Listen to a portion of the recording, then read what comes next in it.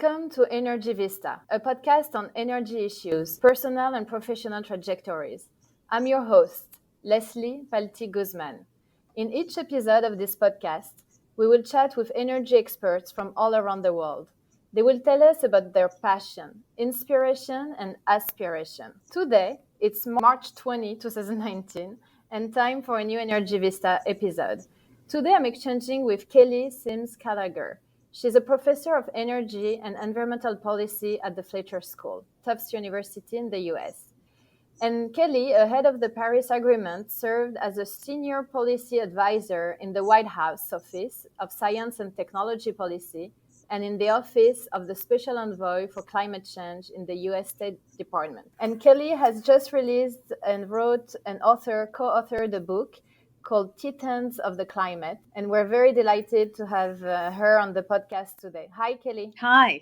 Well, thank you very much for joining us and discussing about a comparison between US and China climate policies is very timely. There is still ongoing trade negotiations between the US and China, and there is an energy component part of it. And I think we'll discuss a little bit about it during the podcast, but definitely very timely to have you on the podcast. So thank you for joining us. I'm glad to be here. So since you've just released the book, can you tell us a little bit about the reason why you wanted to write this book and the process? Because you co-author it with another Chinese energy climate expert. So I think the process of the book was also very interesting, and the way you communicated between each other. Well, my co-author is Xuanxia Wei, and he is a researcher in the Development Research Center of the State Council. There's no analog to that in the United States, but it's essentially a think tank that advises effectively the cabinet of China. And we wrote this book because we wanted to try to demystify the two countries for each other, in particular the policy process of the two countries. And the reason why we wanted to do that is that both of us, having spent a lot of time in each other's countries, have recognized that there is rising and mutual suspicion of each other. And this mutual suspicion gives rise to conspiracy theories that kind of feed upon themselves and lead to dangerous or potentially dangerous outcomes. Very interesting. And you're talking about the distrust between the two countries, and we're in the middle of a trade war or negotiation to end the trade war. But do you see this distrust happening every day, right? Right. So this distrust, I think, can lead to so much misunderstanding that we falsely attribute motivations to each other, and maybe don't even understand why certain policy outcomes occur. So we were looking at the case of climate change policy and trying to, in some cases, like there's examples on both sides where we, really false or incorrect assumptions about each other. I mean, a famous one is, President Trump.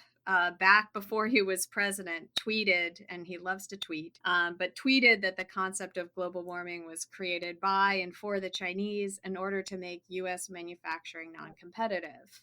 And that's a great example of a myth that is pretty widely accepted on the part of, a number of senators in the United States, obviously President Trump himself, but is not in fact grounded in reality in China. And so we wanted to try and explain, what each country is doing, and then why they're doing it. What are the different features in the policy process or the strategic motivations on both sides that would explain why each country acts the way it does. And our process was challenging. You asked about that earlier. Of course, we tried to get together in person as much as we could, but we both have full-time jobs in two different countries. So we really worked on an outline for the overall book, and then specific outlines for each chapter. And we wrote the book and exchanged all of our drafts through WeChat. So it felt like a very modern form of communication. And we often would chat, about the drafts using WeChat as a way of communicating. The time change was also really challenging. It's a 12-hour time change. So a lot of our interaction either happened early in the morning or late at As night. if it was not hard enough just to write one book with one author, but two authors in different time zones and different countries. And so WeChat is that was the platform that was the easiest one we could use for exchanging drafts. As you probably know, in China, you can't use Dropbox or Box. A lot of the platforms we use in the United States aren't available there. So we had to use WeChat. One of the great things, though, about co-authoring the book is that we could each ask questions of each other and, really force ourselves to explain our own country. Interesting parts of co-authoring were when I would say, I just don't understand, how does the Communist Party influence policy at this level? And then for him to be able to, or have to try to figure out how to explain that. I think that was really useful and should prove helpful for readers, on both sides of the Pacific, who are trying to really understand these deeper, kind of more fundamental factors that lead to these policy outcomes. Very interesting. So you called the book Titans, and it's a comparative book. So you're comparing two big powers, but there are areas that are not comparable, as you mentioned, in the policy process and on the regulatory side. And I must confess that I fell into one of the myths that you're mentioning in the introduction of the book. I mean, I had this belief that in China, when there is a decision coming from the top, let's say the bureau deciding to close a coal plant in a small local area, it seems very easy to achieve because it's an order coming from the top. And then you have a tendency to believe that in China, when something is decided, it's going to be done. I think in the book, you're showing also that it's a myth to think that everything can be implemented and enforced that easily in China. Right. That's a great example of a powerful myth. And it leads to an assumption that if China isn't doing something, it's because that order hasn't come from the top.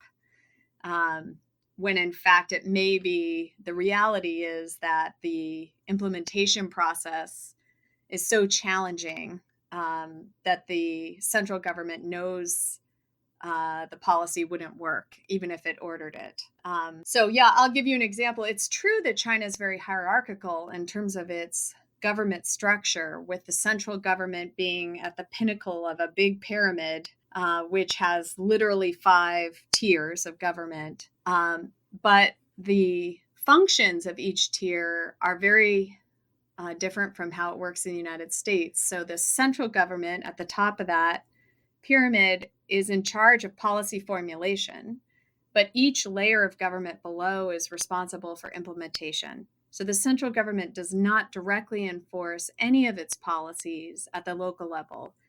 It relies on the lower levels of government to do the implementation. And the only effective means it has for convincing the officials, the local mayors, to implement the policy is through promotion in the party or appealing to their own self-interest.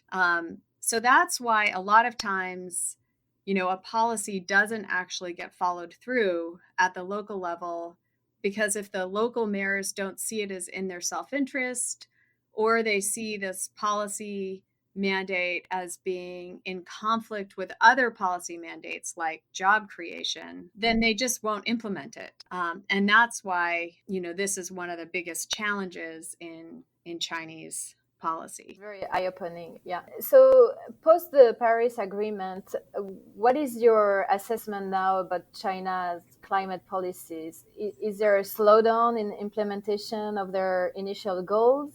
And in the coming years, are we likely to see a decrease of prioritization?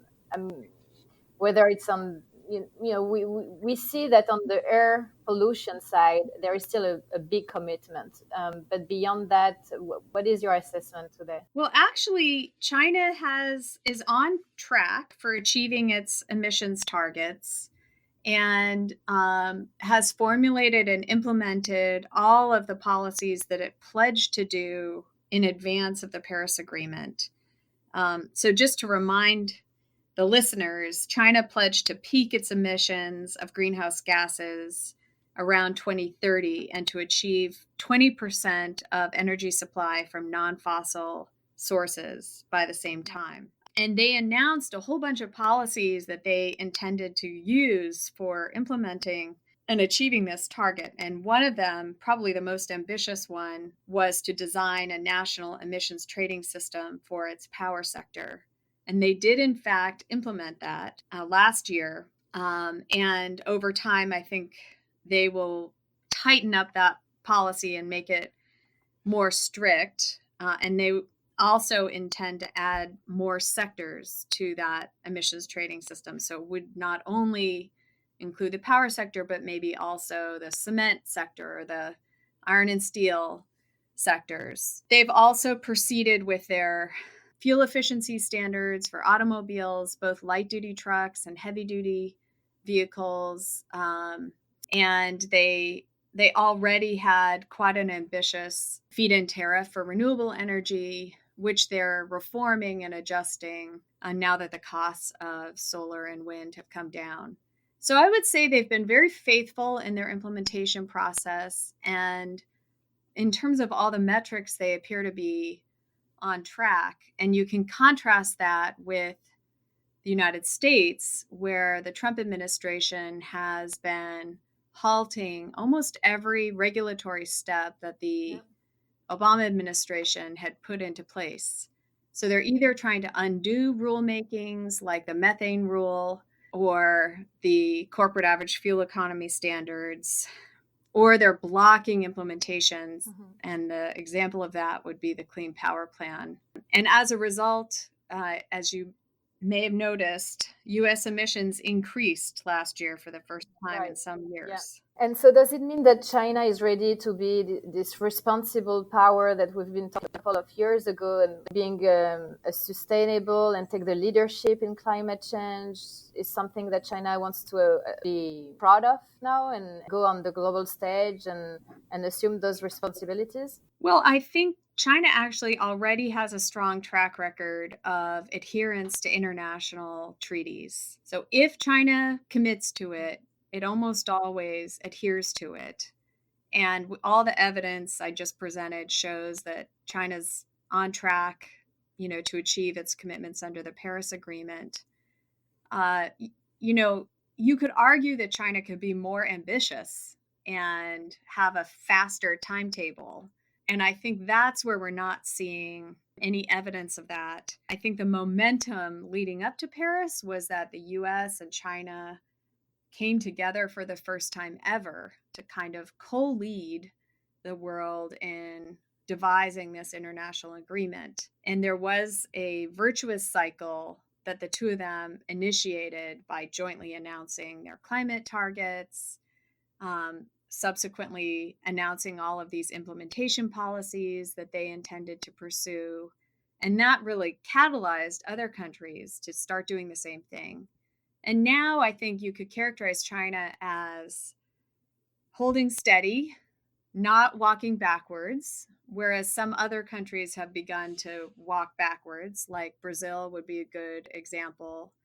The new president of Brazil threatening to pull out of the Paris Agreement.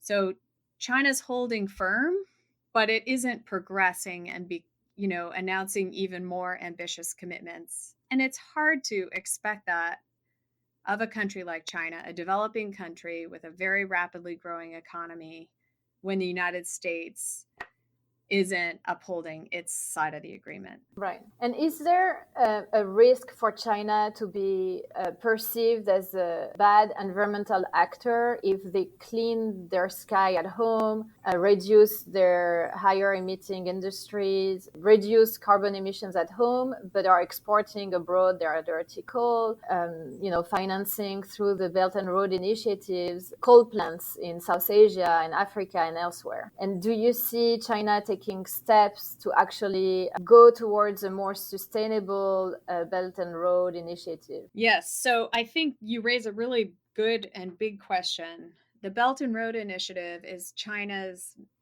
vehicle for overseas investments, mostly in infrastructure. And as it turns out, a lot of infrastructure relates to energy, road building, railway building, power plant construction. And if you look at what China has financed so far, the vast majority of it has been in fossil fuel-based infrastructure, although there are some examples where China has invested in cleaner energy or energy efficient solutions like fully electric rail or a solar farm in Pakistan, wind farm in Ethiopia. There is a danger that China could be enabling or locking in these less developed countries to a carbon intensive future. This is this idea of carbon lock in. Once you build long lived infrastructure like a new power plant, it's very hard to prematurely retire that infrastructure. And so, a number of people, and it has been acknowledged already by the Chinese government, this need to make the Belt and Road Initiative a green Belt and Road initiative, so that they are not enabling these countries to pursue a high growth path, a high carbon growth path. But they have a lot of work to do because so far it's mostly a fossil fuel intensive Belt and Road. I mean, sometimes it's the country asking for those fossil fuel energies, and in some cases, they see it as the cheapest way to access electricity, or the fastest way. Yeah, so we recently finished a study where we looked at coal power plant construction in 4 of these countries, Bangladesh, Vietnam, Indonesia, and India, which is technically not a Belt and Road country, but it has accepted a lot of Chinese finance for its coal-fired power plants. And we found in every case, actually, it was the recipient country that was asking for these coal plants. And they have their own policies and their own energy plans that are relying on these more pollution-intensive technologies. And so the question is, why? Is it the cheapest? Is it because they don't understand the alternatives? Is it, and in some of these cases, their energy plans are not consistent with their own targets that they submitted in the Paris Agreement. So why aren't they rationalizing environment and energy planning? And I think there's a different answer for every country, but largely speaking, most of these countries are just accustomed to using coal-fired power. That is, in all of these countries, the domestic energy endowment that they have. And so they're familiar with coal-fired power plants. They do coal mining. They have a lot of jobs in that sector. And I think China has a lot to offer about how to make this transition, because they are making this transition from a coal-based economy to a non-fossil economy, and they understand what it takes to do that. So I think that there's a lot that China could do to help these countries develop a cleaner pathway for their energy infrastructure. Very interesting. And is there a risk to have so much infrastructure, energy infrastructure, built by China or financed by China in those emerging markets? The US is now promoting the Indo-Pacific initiative with an energy component. Part of it might be to counterbalance the Chinese Belt Road Initiative, and to realize that China is so involved and present in some countries. It becomes also kind of a soft diplomacy. How do you feel about it? Well, I think China was filling a really big gap that existed, and many of these countries were not being well served by existing institutions. A lot of these countries were perceived to be too high risk to get World Bank or Asian Development Bank finance. They were also not getting support through aid agencies. And so China has come in to fill this big gap in infrastructure finance that is very developmental and helpful for these countries. I think there's so much need in these 54 countries that comprise the Belt and Road Initiative. There's plenty of room for the United States, Europe, China, even India to help, to cooperate in designing and implementing sustainable development pathways for these countries. But right now we see almost no evidence of that. This is really a China-led initiative, and I don't think any of the other countries have articulated a coherent strategy for how they would cooperate with or even counter China in providing alternative sources of finance. It's different from what we hear, so definitely very interesting. Kelly, let's move to our second section of the podcast, which is your professional trajectory.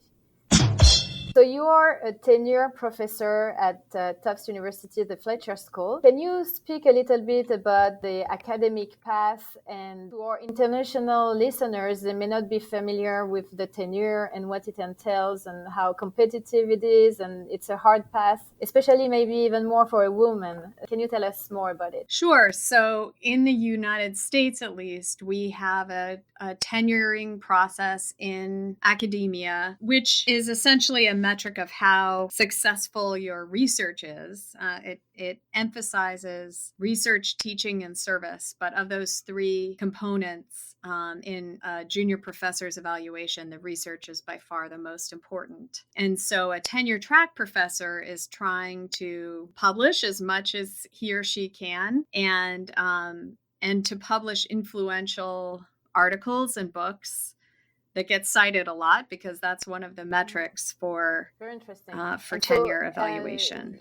How did you become Fletcher first woman professor with tenure from within? Well, so my own pathway was that I did a PhD actually at the Fletcher School, and then I moved into a postdoctoral fellowship at the Kennedy School at Harvard in the Belfer Center for Science and International Affairs, and then ran a research program there. And that enabled me to publish a lot while I was running that research program. And then I returned to Fletcher as associate professor, but pre-tenure.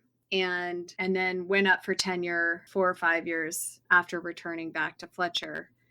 I'd say a big challenge for women in this space is that typically when you're tenure track, the first 7 to 10 years of your academic career after finishing your PhD, that happens to be your childbearing years. And in my case, I had 2 children during that period. And so it's a very intensive time because you're trying to care for very young children and you're trying to, write and think and be very productive. So I think that's a central challenge for women in the academic track. And a lot of women just find it so challenging that they'll step off the track and become professors of practice or non-tenure track, researcher professors, or they'll just move into a think tank. But I managed to get through it and was one of the first women to get tenure from within at Fletcher. There had been some women who were previously tenured, but came into Fletcher. Well, congratulations with tenure. Yeah, thanks for being able to multitask that way. It's very inspiring. So you had 1 year in the White House prior to the Paris Agreement and leading to the Paris Agreement. How was it to be more on the policy side and at a personal level? How did you feel to have a position of power? Was it more work? Was it how did you handle everything? Well, it's very different type of work. Of course, working in government as compared with academia. In academia, you're principally doing research work and you're teaching. And in government, you're trying to advance new policies and develop consensus within your government around those new policies. And in my case, we were negotiating internationally. So we were developing strategies for those negotiations. Initially, US-China, our joint agreement on climate, and then, of course, preparing for the Paris Agreement. There's almost nothing that's comparable between academia and government. But I think all of the prior knowledge that I had accumulated through teaching and research were very helpful in government because I knew a lot already about these other countries with whom we were negotiating, and I knew a lot about climate change policy. And so it was relatively easy for me to shift into thinking about what would be the best policies for the United States, what would be an appropriate target for the United States, and then how should we approach these other countries given what I knew about what would be appropriate for them. And so I think that was very, very helpful, having that background that I was able to bring to the table. And I remember the paper that Anne-Marie Slaughter wrote in 2012, and she had just left a position of power also in the White House, I believe, why women still can't have it all. She had felt very challenged, I think, from her time in the White House or at the State Department. I don't remember exactly what she was doing. But she was at the State Department. So did you feel like similarly or differently from your experience? Well, I really understand that argument. I think it is pretty challenging both in academia and in government to do it all. It requires a lot of personal self-sacrifice. And, you're either concentrating on work and the people you're trying to help or mentor, or you're helping at home, but you don't have a lot of time for yourself. That's the first thing I would say. I think for me, I do feel like I've managed to pull it off. I mean, I have 2 good kids, but I've been very fortunate to have a partner, a husband who was really committed to doing this as a partnership. So he is also a professor at a different university. When we moved to Washington, he took a leave from his university and was based at a different university for the year in Washington, D.C. So he was able to shift with us. And although it was a big adjustment to move our whole family down, I actually think in hindsight, it was really good for our kids to learn that they could move to a different place and they would do fine in school and they would make new friends. But I had a lot of guilt during that period that I was, forcing them to do something so I could, take advantage of this opportunity. But in the end, I think everyone had a really great experience and a good year. And that was a good learning experience for all of us. That's great to see that for the whole family. Yeah. And so Kelly, you just released the book. Are you actively promoting it? Do you find it easy? How was the reception of the book? Do you think if under the Trump era, was it more difficult for you, or just because in academia there is competition between books, between authors? How do you feel about the whole promotion side of it? Right. Well, I've been doing a series of book talks, mostly in-person book talks, and I would say the reception has been really good. It felt a little bit untimely in the sense that we really couldn't be at a worse period in terms of US-China cooperation on climate change. And, here we are just, 2 years into this new administration, and what had, climate change was the bright spot in the US-China relationship, and now it's non-existent as a matter of bilateral, interests. So at first I was worried that, the timing was bad because we're in such a different place. But I think it's been a good reminder for people how important this issue is globally and how important these 2 countries are to tackling this global challenge. And hopefully it will catalyze people to think about how we need to adjust. We in the United States need to adjust our approach to China so that we can have a more mature relationship. We may disagree on some things like trade, but we can agree to cooperate on other issues like climate change. And I'm sure at the personal level, it's not easy to see some of your work undone by the current administration. Yes, initially it was very painful, and I was keeping a list of everything that President Trump and his administration were undoing, so that I could make sure it was all fixed later.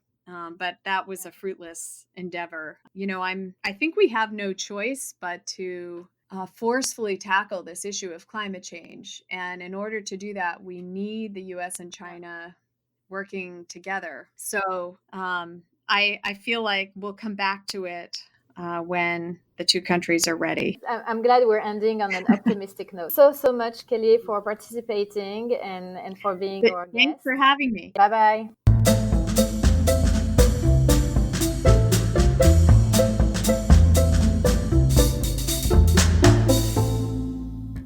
And this concludes our Energy Vista episode, which was recording on March 20, 2019. Our theme music is provided by Music Screen, licensed under Creative Commons. This is Leslie Palti-Guzman saying good day and good luck.